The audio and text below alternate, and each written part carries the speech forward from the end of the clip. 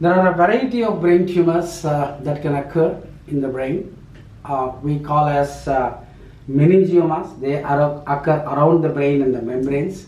They are very slow growing tumors, usually causes headaches, and they can cause convulsions. There are some rare locations of tumors, like for example pituitary tumors. They can produce endocrine differences, hormonal disturbances, obesity, irregular periods or infertility, and lack of attainment of puberty or menarche.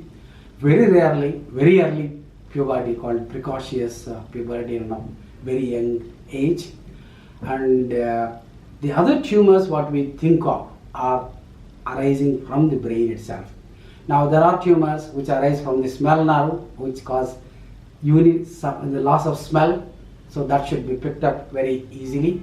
Similarly, one-sided hearing loss usually is from a acoustic neuroma, which arises from the hearing and the balance nerve, and vision loss in one side is always from a pituitary tumor or a tumor that is in relation to the eye nerve. We call it optic nerve tumors.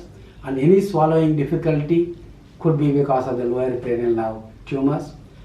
Anyone who is walking like a drunken person is because of the imbalance is a tumor often in the cerebellum or the small brain. There are few tumors which can grow very silently to a large size. They can remain very silent. In addition, a recent and a progressive change in the behavior can also be a sign of a brain tumor. For example, tumor in the frontal lobe.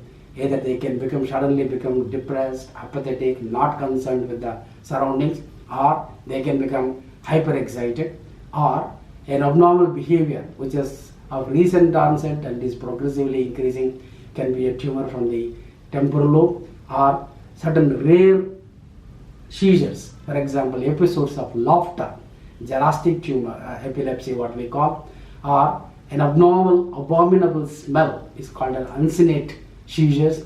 These are all indicative of some of the tumors inside the brain.